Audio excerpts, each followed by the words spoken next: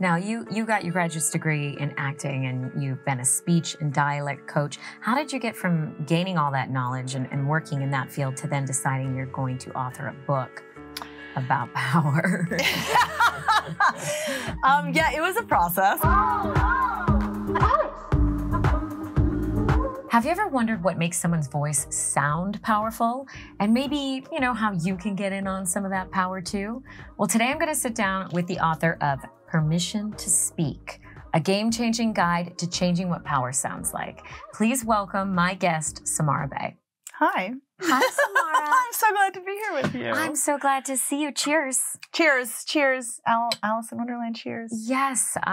Such an interesting topic for your book. And I know you've been working on this for a long time. I've been fortunate enough to have privy to seeing it on the very beginning when it was starting as a podcast. And now you've got the book. It's published. It's gorgeous. Gorgeous cover, by the way. Thank you. So I'm so excited to just dive in and have a conversation with you about it. My first question, I'm just wondering, what is the story of your voice? I mean, my first thought that came through my head is like this existential, what is the story of any of our voices? We can tell a lot of stories about our voices, which actually is, I think, part of the point. Because as with everything, as we think about our money story or our body story, which stories we choose end up determining whether we feel powerful or not. Yeah. So, for example, a story that I tell in the book that in a way was the origin story for this book, but I didn't know it. It's a benefit of hindsight, is that in my early 20s, I lost my voice and I wasn't sick. And it was many months. And it was more and more and more painful. And I got misdiagnosed as, what's it called? Laryngitis? No, because there was no other, symptoms. Yeah. Oh my God, I don't even remember what it's called. When acid reflux. Oh. Mm-hmm. Yeah. And I was like, that doesn't feel like it. And I took whatever. They gave me the drugs. It was such a wrong course. But I just kept trying to sort of live through it. And I was in a graduate acting program. So I had to talk. And I eventually stopped and I dropped out of the play and I stopped singing. And, I stopped talking and people stopped paying attention to me because when you don't talk, they don't expect anything from you. And this whole new personality came out. That was unpleasant, quite honestly. And when I finally went to a speech, ear, nose, and throat doctor who could help me with figuring out the photo of my vocal cords and what was going on. Which looks pretty terrifying? Yeah. Yes. I was going to say pervy. Yes, pervy, if you want to look at it through that lens, but also a bit like a horror movie. Yeah. There's just it's like an alien that lives inside of us. And in my case was trying to tell me something, but I didn't know what. And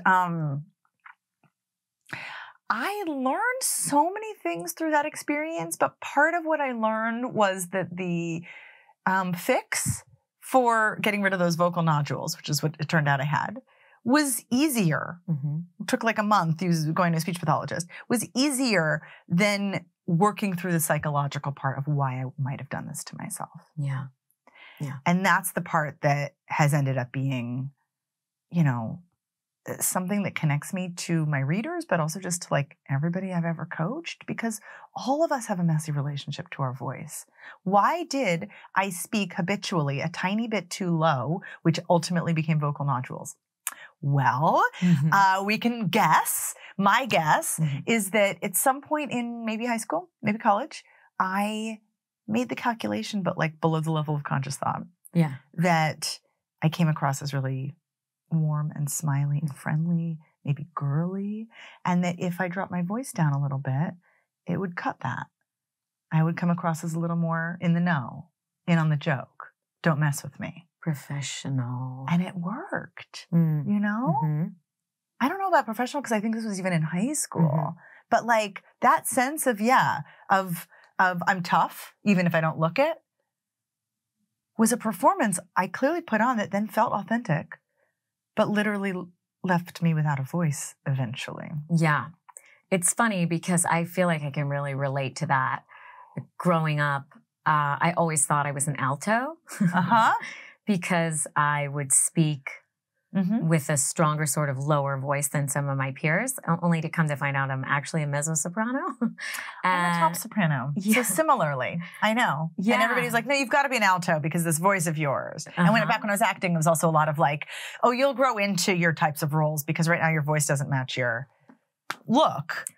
And no one knew what to do with that. I mean, yes, all of us have these complicated relationships to like how we present in the world, how people perceive us. You know, I like to connect all of this back to My Fair Lady because, you know, it's this lovely old-timey musical about basically a girl who is lower class, who sounds lower class, and a guy who decides to take her on as a social experiment. Oh my God, will you do her accent? If we raise her class, if we make her sound fancier, does her life open up? And the answer is yes. And so I, you know, watching this at like 7, obviously wouldn't have described it like I just did, but the lesson in there of how we talk affects how we get treated.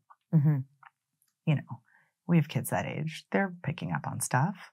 That's a lesson you learn. And then even if it's not totally conscious, you start to experiment. If I talk like this, people turn towards me instead of away from me. If I talk like this, people take me more seriously. If I talk like this, they think I'm really nice. Right? We're all making those calculations. Linguists talk about this a lot, the little sort of micro calculations that we make, adjustments. Yeah, throughout the day even. Throughout the day even. Hi, can I get... Exactly, the Starbucks voice. I'm so sorry, would it just be possible to refill the oat milk? Exactly. It's like, it's a pitch that reflects the concept of nice and works. It's a tool. Hey, can I get some more oat milk? Exactly, right? It's not the same. It's true. I mean, experiment, you know? But yeah, when we do that, we will possibly seem difficult. Now, you got your graduate's degree in acting and you've been a speech and dialect coach. How did you get from gaining all that knowledge and working in that field to then deciding you're going to author a book about power?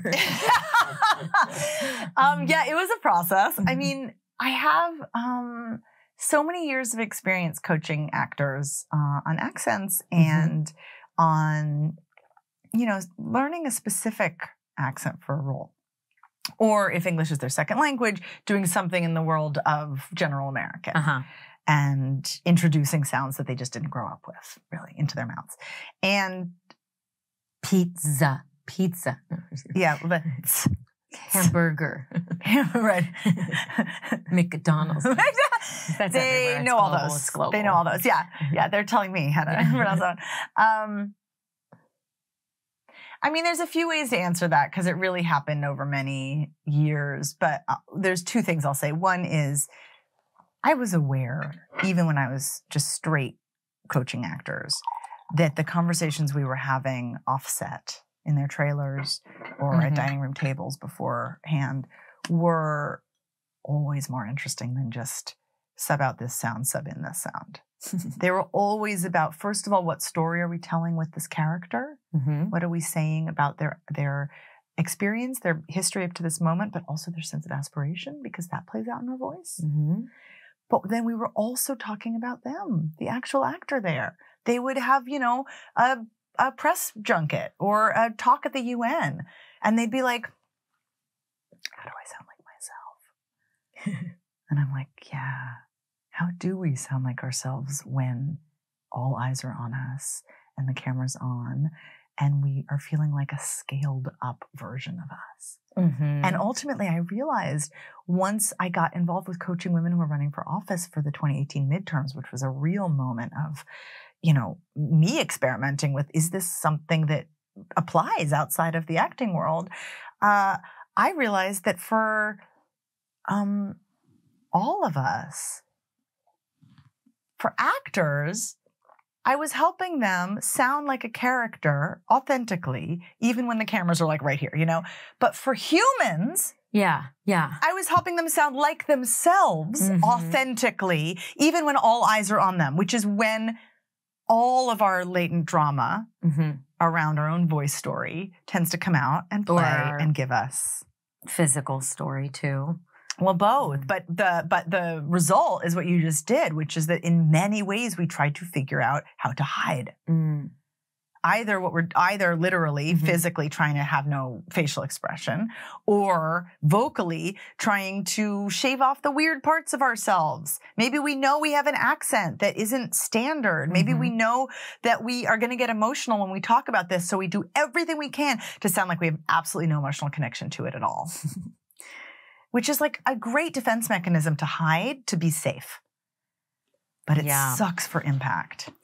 And even as acting, like I'm thinking specifically voice acting, as the note is like become more and more conversational. Those of us that have trained in the theater and know breath support, and that's become second nature and that's almost become natural, are oftentimes at a disadvantage because they want that quirk. And if you've spent 10 years trying to shave off the weirdness of your voice, it's like, it's hard to figure out how to get it back and sound, conversational, whatever that means. Yeah. And what does it mean? And like, does it mean going off your voice and having all of the, habitual stuff come out? And is that now, I mean, it's such a great question in your line of work because it's a different frame on it than a lot of people have. A lot of us are talking about how we let those quirks go. Let, for example, vocal fry and upspeak go because they are excellent tools, but they are in certain ways tools to play small, to say, I care about this, but like not really, so whatever. And if we are thinking about how we show up in our biggest moments where we can talk about what's close to our heart, this is our opportunity to take that deep breath and to say, this is what I care about, and I'm going to actually give it to you without taking it back at the end. But what you're talking about is this intimacy at the mic, where actually that's not necessarily the goal, that like extremely well supported version of ourselves. Yes. And there's this end client and their biases and their quirks that you're playing to. I mean, that's part of acting in general. It's like, how do I get the job that they want me to, how should I show up like they want me to? And part of it is generational too. Well, we see like the commercials that we grew up in, there was never be upspeak. You wouldn't be like, I'm looking around for a brand that is like, permission to speak, like you wouldn't be like permission to speak. You'd be like permission to speak. Like you would always have to land that. Now, as we move into like a more conversational sound, maybe we kind of throw it away a bit more and we don't have to end everything on a downbeat but if the client is somebody from a different generation, maybe that's something that really bothers them. Or maybe if they don't hear that and it always is ending, it just sounds too polished, which is sort of like a no these days. It's very interesting because you're coming at it from many different ways of levels of professionalism, Well, and and particularly the conversations I'm having so much more lately are in the business world and in the political world and just in leadership in general, which obviously can cut across any industry, but what it feels like to sort of begin to step into some kind of a leadership role, whether it's an actual title or just a feeling, right? A feeling of having more power. And what you're talking about in this, sub-industry of the voice has to stand alone to tell the whole story is that there's a different goal set there. I mean, it's not always a character that's trying to sound like the most leader version of themselves. Right. If it's your best friend talking to you about their cell phone carrier. Which is really like our off the clock voice. Yeah. I am not here. My book is not about what happens behind closed doors in private scenarios with your besties. Like, I would love us to feel like no one should be policing themselves or thinking about, some way to do that better unless it's not working, unless there's like an actual connection rift with your friends or something. But what I'm particularly interested in is this idea of public speaking. Yeah. Especially for women, for people of color, for people for whom literally the public was not built. And what it is for all of us in 2023 to be like, but what if it were? What if it were built for me? How would that affect how I breathe in this space? How would that affect what version of me feels totally free to show up? And maybe it is a version of me that's more similar to how I am around my friends. Which then opens up a whole new can of worms. So, okay, maybe that is your public speaking voice. And maybe the public will just have to adapt? Well, this is the question, right? Because the public is full of people and people have biases, and we are some of those people. Yes, 100%. So, of course, we can say, the powers that be and the oldest possible generation out there is stuck in their ways. But we can also say, what ways are we accidentally reinforcing value systems we don't even believe in by deciding who to take seriously and who not?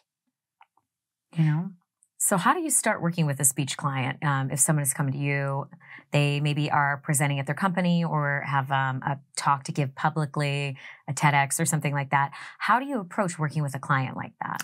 I ask them a lot of questions so I see what's really going on. I'm basically never product oriented in terms of like, do this, stand like this. This is what it should look like at the end. Yep. I'm always, my big gamble really, and the reason I think I sold this book is that the history of public speaking is super masculine, but it's also super fear-based. It's very much show up as stoically as possible without revealing anything vulnerable for the possibility that no one will laugh at you or throw you out of the tribe. And this is on some level what is taught over and over and over in executive presence coaching class. Bless, no one's doing it on purpose. But the idea of saying keep your voice low if you want to get taken seriously. Yeah. Don't use any up and down sing-songiness or you'll seem unhinged. Don't have a bursts of emotional, availability that will read as crazy. We've received all these messages. And what they're all saying is, or else, right? You'll lose all credibility.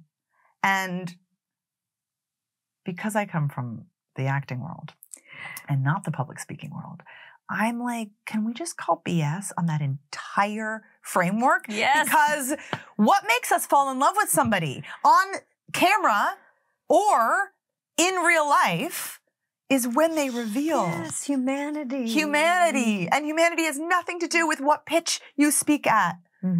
It has everything to do with not trying to hide and police yourself and showing up as the version of yourself that cares out loud. Which is so fucking hard. Yeah, well, so that's the actual work. You asked me how I start working with somebody. I ask them a lot about what their own relationship is to public speaking and power. I don't usually frame it like that because that sounds like, I don't know, what's my relationship? But, what are they worried about? That kind of stuff. But from that, I can start to see, thank you. I can start to see, what's really getting in their way. And often it's two connected things. One, shoulds.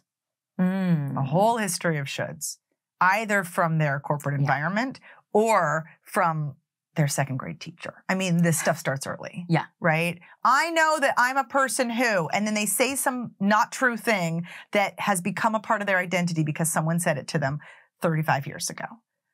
And I get to reflect that back to them and be like, I wonder if that's actually something you've outgrown. So one is shoulds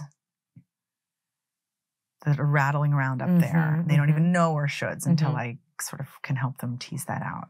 And two, relatedly, is an absence of joy. And, talking about joy in a work context is just sometimes feels silly or inappropriate. But the reality is joy doesn't have to mean like, effusive happiness. But it can if you want it to. But it can. There's something I think for me in the use of the word joy, or another one that I like a lot is mischief, that feels like in alignment with oneself. When you're mischievous, you are both a little joyful and a little rule breaking. And that requires that you be in yourself, that you know what rules you want to break. Oh, yeah. And that there's a little something, I call a little inner squirrely when you're like, right? When you're like, this is something that brings me a little, a little joy. And it doesn't have to bring anyone else. And so that's also part of it, is being like, well, what's your thing? What's your thing that you're allowed to just like or care about or love? And this line of questioning is just so scary for people, but it is the beginning of them showing up instead of hiding. I feel like just even thinking the word mischief seems so much more effective as opposed to like picture the audience in their underwear. Right? I mean, there's so many, which is also cute. That's exactly right. I think it actually may be one of the goals. Depends. But yeah, certainly rather than like only use your hands to gesture intentionally. Yeah.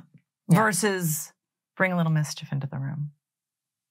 They're just such completely different styles of coaching. And I feel like my job, my responsibility, quite honestly, is to be that voice who says, bring some mischief into the room. Partly because, we've all actually got a rebellious spirit. It's just a question of, how much it's like been tamped down.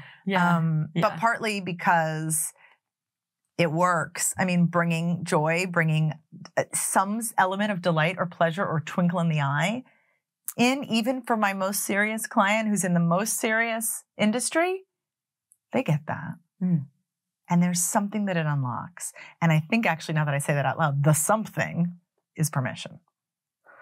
Boom! Right? I mean, but that's what it is. Because what is permission? I actually don't define it in the entire book. I realized afterwards. It's what you want it to be. But no, I mean, permission is a feeling of freedom.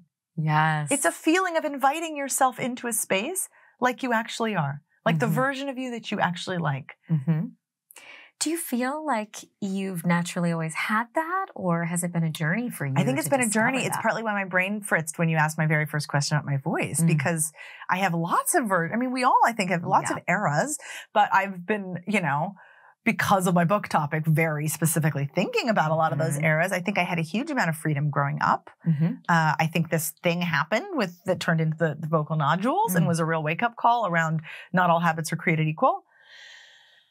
And then the learning to talk again, the learning to get over grad school, which really was not just because of the vocal nodules, but epitomized by that, a dark and sad and cold time. I mean, I was also in Providence, Rhode Island, so I'm talking about literal cold. Physically cold. But also, MFA acting programs are just tough. And my classmates were all individually fine, but we just didn't gel. And I felt so lonely. And I had very few resources, actually, for how to deal with that, because I had a kind of a lot of luck before that in terms of friend groups. And then coming out of that and being an actor, obviously there was a whole era in my 20s of I'll be whatever you want me to be that didn't help much for, recovering into some really authentic version of myself. And then I think I'll say the last big chunk of it is that in the last few years, especially in the selling of this book, I have come into a version of myself that is both mischievous and playful and maybe some version of my childhood self with something that feels powerful. And, it's a weird word to use, right? Many of us avoid it. We say influential or I don't know. Yeah. But for me, power, I love the definition that Amy Cuddy gives that I talk about in the book. And this is very common in the social psychology world, I've discovered. But power over is the kind of power we often are talking about. Power over people, over resources, over assets. Power over, it's very masculine coded. And then power to is this completely different thing. Power to make decisions for yourself. Power to make decisions for your own body, right? That's what we're fighting against, we're fighting for. And power to love who you love, power to. It's such a different thing. It's not a zero-sum game, right? It's not about having power so someone else has less. It's about digging into what about yourself you love, and or if that feels too heavy, what your values are and how you show up with them. To empower. So with that in mind, I do feel like selling this book and having this incredible gauntlet of 14 different publishers fighting for it, wanting to, I pitched them and then there was this bidding war, and over they were calling me a thought leader. And I was like, there was definitely a little cynical part of me that was like, all right, if everybody's calling everyone a thought leader these days. And then there was this other part of me that was like, hold on, that was coaching me really. Yeah. That was like, if I just throw that away with an eye roll, I am not actually accepting the invitation inside of that term, which is available to all of us, which is if we're a thought leader, how much more do we respect our own thoughts? Yeah. And, it's like we come from a similar friend circle where, this belief, this thought, this idea of empowering women, empowering culture, empowering people of color, as we all rise together and supporting in each other. And you are giving voice to that movement, articulating and spending the time to write the book, which is the vehicle, the vessel for these thoughts. I mean, it's so not about me. Leader, right? Oh, that's true. Exactly. That's right. I love that. I love that version of it. I'll accept that. You're driving. It's true. I mean, I'll get real. I think part of my own resistance to that term, besides the fact that, like, as with influencer, it's just, it does get thrown around all the time. But I think my own resistance is that I am in an interesting position right now in my career that I am and totally own that I'm an expert. And what I'm actually all about here is decolonized public speaking. And the decolonization process is about the all of us of it, right? I mean, a hierarchical system where there's an expert and everyone else follows is already part of a problem. So part of my goal here is to flex my expertise to the extent that I have it, and then also to help my clients, my readers, my friends claim the aspects of their voice that are theirs. That's been theirs all along, their own expertise about their own voice and about their story, their voice story. I mean, that part, right? We own all of our stories, all of our own, both the physical, like, plot-based past of our life and how it intersected with our voice, but also our myths and, good and bad beliefs about our voice and all that stuff. Yeah. The full picture.